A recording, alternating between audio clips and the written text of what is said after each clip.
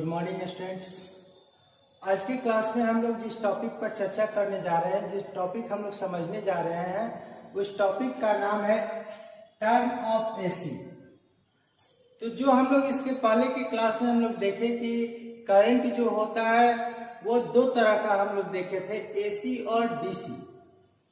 तो सबसे पहले हम लोग टर्म ऑफ एसी के अंतर्गत देखते हैं कि एसी के जो मान होते हैं, अलग अलग पॉइंट को, अलग अलग जगह को हम लोग किस नाम से जानते हैं, क्योंकि ये अलग अलग जो टर्म है, अलग अलग जो पॉइंट है, वो आपको एग्जाम में काफी इम्पोर्टेंट भूमिका करता है।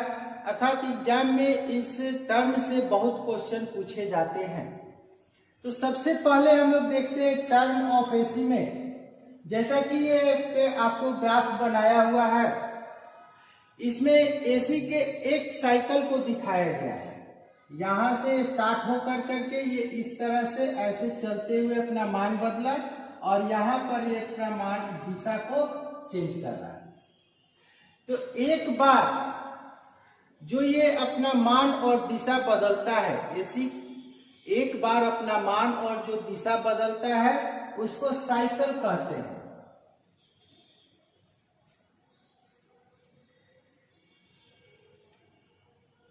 इसको हम लोग साइकिल कहेंगे और हिंदी में इसको हम लोग कहते हैं चक्र। एसी एक बार जो अपना मान और दिशा बदलने के बाद आकृति प्राप्त करता है, उस आकृति को साइकिल या चक्र कहते हैं। या दूसरे शब्दों में हम कह सकते हैं कि 0 डिग्री से प्रारंभ होकर, यहाँ पर 0 डिग्री होता है और यहाँ पर 90 डिग्री, 180 डिग्री, -270 डिग्री और 360 डिग्री। तो 0 डिग्री से प्रारंभ होकर जो करंट 360 डिग्री के अक्ष को पूरा करता है, उस करंट को हम लोग एसी करंट कहते हैं, अल्टरनेटिंग करंट कहते हैं, प्रत्यावर्ती धारा कहते हैं। अब एक बार जो ये मान बदलने के बाद आकृति प्राप्त करता है,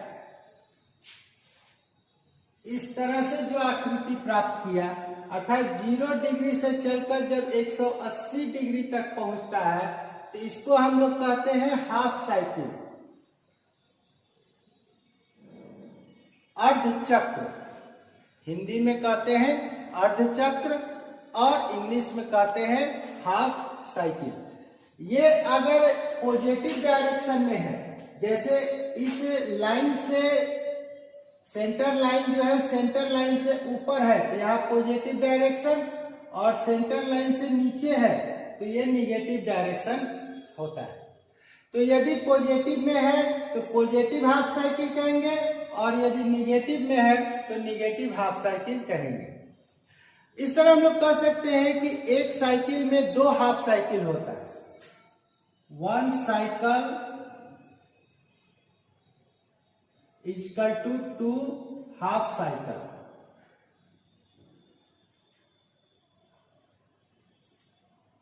टू हाफ साइकिल, एक पॉजिटिव और एक निगेटिव हाफ साइकिल। अब हम लोग देखते हैं कि 1 सेकंड में जितने साइकिल का निर्माण होता है उसको हम क्या कहते हैं। जैसे मान लेते हैं कि ये एक ग्राफ है,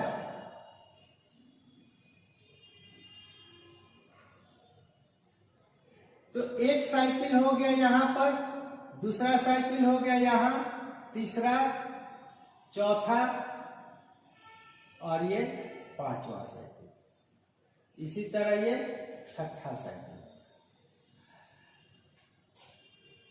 तो ये जो 1 सेकंड में जितने साइकिल का निर्माण होता है तो हम लोग कहते हैं फ्रीक्वेंसी, और हिंदी में कहते हैं आवृत्ति। और जैसे यहां पर है 6, तो 1 सेकंड में 6 साइकिल बन रहा है, तो यहां हम लोग कहेंगे कि फ्रीक्वेंसी है आपको 6 हर्ट्ज। इसलिए कि फ्रीक्वेंसी को मापने का जो इकाई होता है उसको हर्ट्ज कहते हैं, और इसको HZ से सूचित किया जाता है। या कुछ लोग इसको C/S के नाम से भी जानता है। C/S का मतलब साइकिल पर सेकेंड। तो दोनों तरह से ये लिखा जाता है, HZ से या C/S से। अब यदि 1 सेकेंड में ज्यादा फ्रीक्वेंसी को दिखाना होता है तो हम लोग क्या करते हैं, CRO पर एक साइकिल को, ये जो पूरा साइकिल है इसमें से एक साइकिल को रोक लेते हैं और उसके अनुसार हम लोग उसका नाम देते हैं, कितना फ्रीक्वेंसी क्रिएट हो रहा है। जैसे मान लेते हैं कि ये 6 साइकिल यहाँ दिखाया हुआ है, एक साइकिल को यदि 50 साइकिल मान लिया गया तो 6 साइकिल में कितना हो जाएगा, 300 साइकिल, यानी 300 हर्ट्ज फ्रीक्वेंसी वहां पर हो जाएगी। तो अब हम लोग देखते हैं नेक्स्ट चीज को। जैसे फ्रीक्वेंसी जो होता है वो kilo hertz, mega hertz, giga hertz, super giga hertz, super high frequency के नाम से जाना जाता है, जो अगले क्लास में हम आपको बतलाएंगे कि किस रेंज के फ्रीक्वेंसी का नाम कितना होता है। यहाँ पर केवल हम लोग देखते हैं किलो हर्ट्ज, KHZ का लिखा हुआ है, इसका मतलब 1000 साइकिल। 1000 साइकिल को 1 किलो हर्ट्ज कहा जाता है। इसी तरह अगर मेगा हर्ट्ज लिखा हुआ है, अर्थात 1 लाख को हम लोग कहते हैं मेगा हर्ट्ज। इसी तरह गीगा हर्ट्ज होता है। उसी तरह अलग अलग फ्रीक्वेंसीज का नाम दिया जाता है। तो अभी हम लोग देखें साइकिल किसको कहते हैं, हाफ साइकिल किसको कहते हैं और फ्रीक्वेंसी किसको कहते हैं। अब हम लोग देखते हैं एम्पलीट्यूड किसको कहते हैं, आयाम किसको कहते हैं। तो एसी का जो सबसे महत्तम विस्थापित, सबसे जो ज्यादा विस्थापित मान होता है जो है ये बीच में 90 डिग्री पर जो मान होता है उसी को हम लोग एम्पलीट्यूड कहते हैं और हिंदी में उसको आयाम कहते हैं, या पिक वोल्टेज भी हम लोग इसको कह सकते हैं और इसको हम लोग VP से सूचित करते हैं, पिक वोल्टेज। और इस पर एग्जाम में क्वेश्चन आता है शिखर टू शिखर VPP वोल्टेज का मान। तो VPP वोल्टेज निकालने के लिए VPP equal to VP minus minus VP, तो यहां हो जाएगा VP प्लस VP अर्थात 2VP। जैसे अगर लिखा हुआ है कहीं पर कि शिखर वोल्टेज का मान 8 वोल्ट है तो शिखर टू शिखर वोल्टेज कितना होगा, तो यहां पर हम लोग 2VP यानी 2 × 8 इक्वल टू 16 वोल्ट वहां पर लिखेंगे। तो ये हो गया हम लोग का पिक टू पिक वोल्टेज। आयाम किसको कहते हैं, यहां पर वेवलेंथ किसको कहते हैं,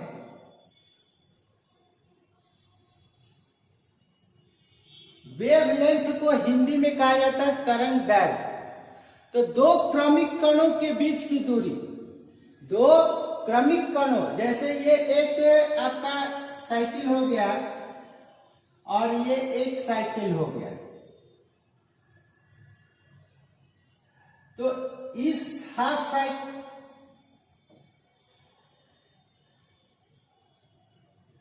ये हाफ साइकिल और ये हाफ साइकिल का जो दूरी होता है, या एक साइकिल का जो दूरी होता है, जैसे ये हुआ, या यहां से यहां का जो दूरी होता है, इसको हम लोग कहते हैं वेवलेंथ, तरंग दैर्घ्य, जिसको लैम्डा से सूचित किया जाता है।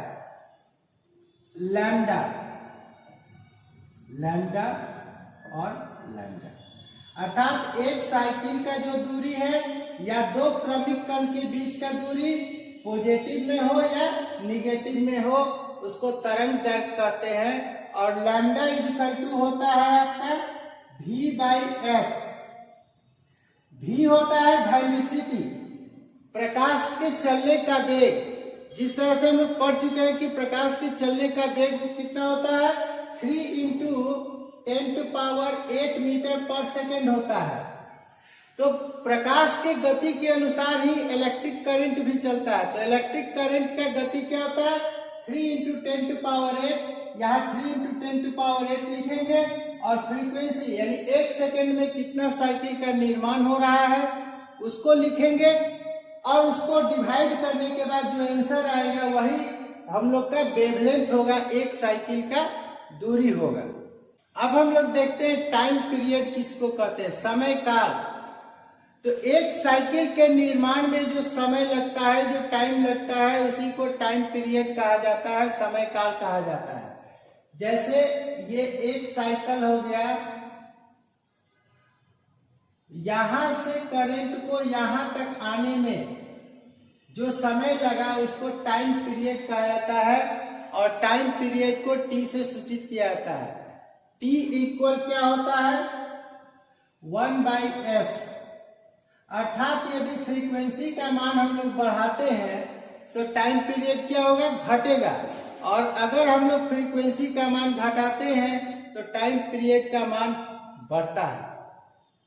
इस प्रकार हम लोग क्या देखते हैं कि टाइम पीरियड जो होता है फ्रीक्वेंसी का व्युत्क्रमानुपाती होता है, रिवर्स प्रोपोर्शनल होता है। और इस टॉपिक पर भी आपको एग्जाम में क्वेश्चन पूछे जाते हैं कि एक टाइम पीरियड क्या होगा। जैसे ये एक साइकिल दिखा दिया गया और इसका टाइम पीरियड दिखाना है, फ्रीक्वेंसी दिया हुआ है, तो वहां हम लोग इसी फार्मूला का यूज कर करके ये ज्ञात करते हैं कि उसका टाइम पीरियड क्या होगा। अब जो ये देख रहे हैं, जो यहाँ पर अलग अलग जगह पर जो मान होता है उसी को हम लोग कहते हैं तत्कालिक मान। हर एक जगह पर अलग अलग होता है।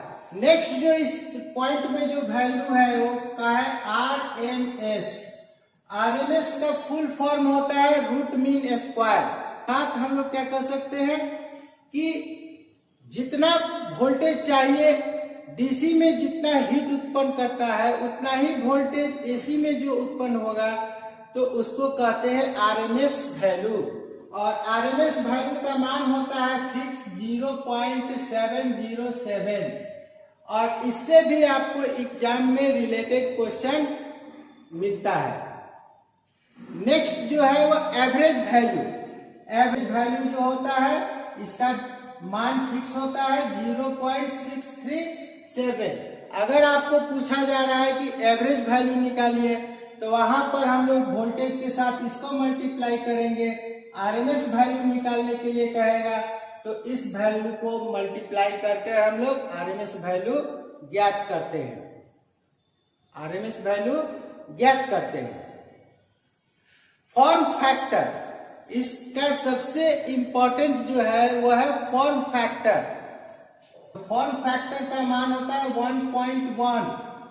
ये फिक्स मान है 1.1 और ये भी आपको एग्जाम में काफी इंपॉर्टेंट है ताकि इस पर भी आपको क्वेश्चन पूछा जाता है। और फॉर्म फैक्टर कहते किसको है, प्रभावी मान और औसत मान के अनुपात को हम लोग फॉर्म फैक्टर कहते हैं। और पिक फैक्टर किसको कहते हैं, तो पिक फैक्टर जो होता है उसका मान होता है 1.414।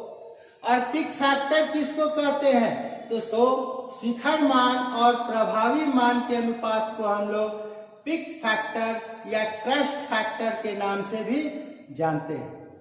आज की क्लास में हम लोग इतना तक देखें। नेक्स्ट क्लास में हम लोग अगले टर्म के बारे में देखेंगे। अगर आपको वीडियो अच्छा लगे इसे लाइक करें, अपने दोस्तों तक ज्यादा से ज्यादा शेयर करें। अभी तक आपने अगर चैनल को सब्सक्राइब नहीं किया तो चैनल को एक बार सब्सक्राइब कर लें, बेल नोटिफिकेशन को ऑन कर लें, जिससे इस चैनल पर लोड प्रत्येक वीडियो का नोटिफिकेशन आप तक पहले पहुंचे। Thank you.